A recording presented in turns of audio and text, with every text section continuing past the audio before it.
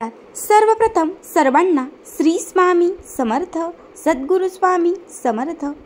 तुम्हा सर्वांचे आपल्या यूट्यूब चॅनलमध्ये मनापासून स्वागत आहे।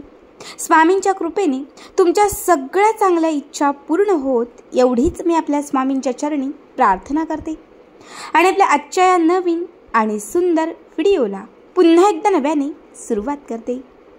मग तर बघाच 31 ऑक्टोबर 2024 वार गुरुवार।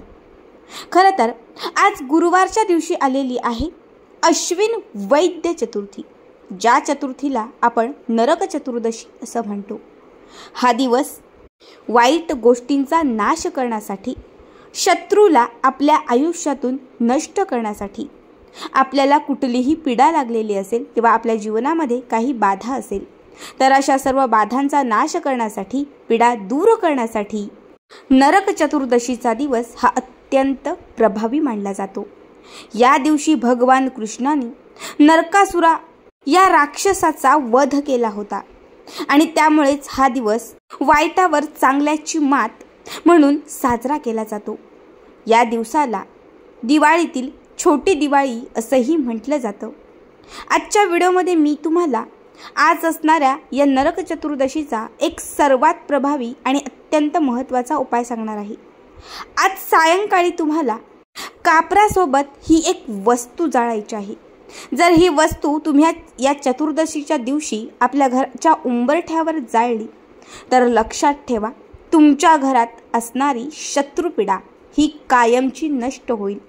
जशी ही वस्तू तुमच्या घराच्या उंबरठ्यावर जळत जाईल त्यामध्ये सगळ्या बाधा, वाईट शक्ती, नकारात्मकता आणि सर्व पीडा ह्या नष्ट होत जातील।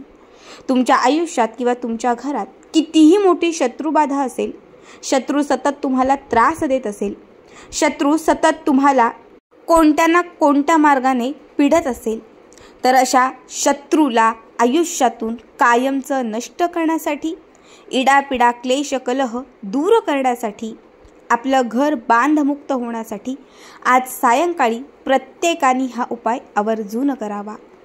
बघा, मी तुम्हाला 3 उपाय सांगणार आहे। तिघांपैकी एक उपाय तुम्ही केला तरी खूप आहे। सगळ्यात पहिले हा उपाय संध्याकाळी 7च्या पुढे रात्री 12च्या आत कधीही करावा, पण वेळ ही रात्रीची सूर्यास्तानंतरचीच असावी। आता यासाठी आपल्याला एक मातीची पंटी घ्यायची आहे। मातीची पंटी आता प्रत्येक घरामध्ये असेल, कारण याच पंटीमध्ये आपण दिवे लावतो। तर हीच मातीची पंटी घराच्या मुख्य प्रवेशद्वाराच्या उंबरठ्यावर ठेवायची आहे। यामध्ये सगळ्यात पहिले तुम्हाला 2 ते 3 कापराचे तुकडे ठेवायचे आहेत। यावरती तुम्हाला 7 अख्ख्या फुलवाल्या लवंगा ठेवायच्या आहेत आणि 7 काळी मिरी ठेवायच्या आहेत। लवंग आणि काळी मिरी दोनही गोष्टी ठेवत असताना तुम्हाला शत्रूचं नाव घ्यायचं आहे। शत्रूचं नाव माहिती नसेल तर फक्त शत्रुपीडा, शत्रुपीडा, शत्रुपीडा हा एक शब्द बोलत त्या वाटीमध्ये म्हणजे त्या मातीच्या पंटीमध्ये ह्या लवंगा आणि त्यासोबत तुम्हाला हे काळे मिरी ठेवायचे आहेत। आता याच्यावरती तुम्हाला छोटे छोटे 7 तुरटीचे खडे घ्यायचे आहेत। बघा, तुरटी छोटे छोटे, अगदी खूप मोठे नको, असे मध्यम आकाराचे 7 तुरटीचे खडे तुम्हाला याच्यावरती ठेवायचे आहेत आणि वरती पुन्हा तुम्हाला 4 ते 5 कापराचे तुकडे ठेवायचे आहेत। आता हा कापूर घराच्या मुख्य प्रवेशद्वाराच्या मध्यभागी तुम्हाला जाळायचा आहे।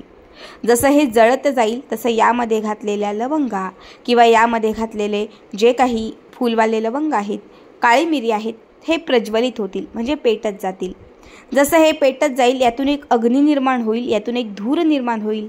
त्यामध्ये तुम्हाला आपल्या नजरेने एकटक बघायचं आहे आणि तिथे बसून तुम्हाला आजपासून माझ्या शत्रूचा नाश झाला आहे, आजपासून माझ्या जीवनातील शत्रुपीडा ही नष्ट होत आहे, आजपासून माझ्या आयुष्यातील शत्रू हा दूर जात आहे, असं तुम्हाला त्या अग्नीकडे बघून म्हणायचं आहे। आता हे जळल्यानंतर यातील काही तुकडे शिल्लक राहतील किंवा जे काही शिल्लक राहील, जी राख होईल, ही घराच्या बाहेर घेऊन जायची आहे आणि तुम्हाला थोडीशी माती बाजूला करून या मातीमध्ये ही राख दाबून द्यायची आहे। घरात येण्यापूर्वी स्वच्छ हातपाय धुवायचे आहेत आणि त्यानंतर घरात प्रवेश करायचा आहे। याने तुमच्या आयुष्यातील सर्व क्लेश, दुःख, पीडा दूर होईल। आता दुसरा उपाय करण्यासाठी तुम्हाला एक काळ्या रंगाचं वस्त्र घ्यायचं आहे। काळ्या रंगाच्या वस्त्रामध्ये तुम्हाला थोडंसं काळं मीठ घालायचं आहे।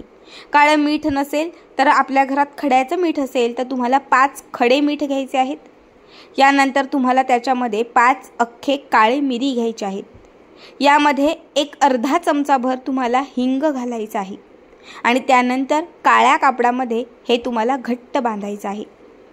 घरातील 4ही कोपऱ्यांना ही काळी पोटली स्पर्श करायची आहे। घरातील प्रत्येक व्यक्तीवरून ही पोटली उतरवून घ्यायची आहे। 7 वेळा किंवा 5 वेळा उतरवा। घराच्या मुख्य प्रवेशद्वाराच्या समोर यायचं आणि मुख्य प्रवेशद्वारावरून देखील 7 वेळा ही पोटली उतरवून घ्यायची। त्यानंतर घराच्या बाहेर थोड्याशा लांब ठिकाणी जायचं आणि हातामध्ये थोडे कापूर घेऊन जायचे। घराच्या बाहेर गेल्यानंतर कापूर जमिनीवरती प्रज्वलित करा आणि त्या कापराच्या वरती ही पोटली ठेवा किंवा तुम्ही पोटलीवरती कापराचे तुकडे टाकले तरीही चालतील। तुम्हाला ही पोटली त्या कापरासोबत प्रज्वलित करायची आहे। कापरासोबत जर ही पोटली तुम्ही प्रज्वलित केली आणि शक्यतो यातील काही वस्तू ह्या कमी जळाल्या तरीही चालतील। लक्षात ठेवा, फक्त ह्या पोटलीला, या काळ्या रंगाच्या कापडाला कापराचा शेक लागणं महत्त्वाचं आहे। जसं या कापडाला या कापराचा शेक लागेल तसं तुमच्या आयुष्यातील पीडा, इडापिडा, शत्रुपीडा ही नष्ट होत जाईल। हा सर्वात प्रभावी लाल किताबमध्ये सांगितला अत्यंत महत्त्वाचा उपाय आहे। आता शेवटचा उपाय सांगते। हा शेवटचा उपाय तुम्हाला आपल्या घराच्या आतमधील दक्षिण दिशेला बसून करायचा आहे। यासाठी पुन्हा एकदा मातीचं भांडं किंवा ज्यात नेहमी तुम्ही कापूर जाळता असं एक भांडं घ्यायचं आहे। यामध्ये तुम्हाला 2 ते 3 तमालपत्रा घ्यायचे आहेत। एक अख्खा तुम्हाला दालचिनीचा तुकडा घ्यायचा आहे। अख्खा म्हणजे अगदी तुम्ही छोटा घेतला तरीही चालेल, मोठा घेतला तरीही चालेल, पण तो व्यवस्थित असावा। यासोबत तुम्हाला थोडेसे काळे तीळ घालायचे आहेत। त्यानंतर तुम्हाला त्या भांड्यामध्ये 2 ते 4 कापराचे तुकडे घालायचे आहेत। आता हा कापूर, काळी मिरी, त्याच्यासोबत घातलेले काळे तीळ, तमालपत्र आणि दालचिनी हे सगळे एकत्रित तुम्हाला घराच्या आतमध्ये दक्षिण दिशेला जाळायचं आहे। जसं हे जळत जाईल तुमच्या घरामध्ये याचा धूर होत जाईल। थोडासा खोकला पण येऊ शकतो, थोडासा याचा वास, मसाल्यांचा वास तुमच्या घरात पसरू शकतो, पण जसा हा वास तुमच्या घरात पसरत जाईल, लक्षात ठेवा, त्यासोबत या वस्तू जशा जळत जातील त्यासोबत तुमच्या घरातील इडापिडा, क्लेश, कलह, दुःख, दारिद्र्य, गरिबी सगळं काही त्या अग्नीमध्ये जळून नष्ट होईल। आजच्या दिवशी तुमच्या घराची बांध खुली होईल। घरामधील नकारात्मकता संपून घरामध्ये सकारात्मकता येईल। 3 उपाय सांगितलेले आहेत। तिघांपैकी एक उपाय केला तरी खूप आहे। जसे जमतील तसे उपाय तुम्हाला करायचे आहेत। तर आजचा हा व्हिडिओ कसा वाटला कमेंट करा आणि तसेच पुढचे व्हिडिओ पाहण्यासाठी आपल्या चॅनलला सबस्क्राईब करा। श्री स्वामी समर्थ, सद्गुरू स्वामी समर्थ।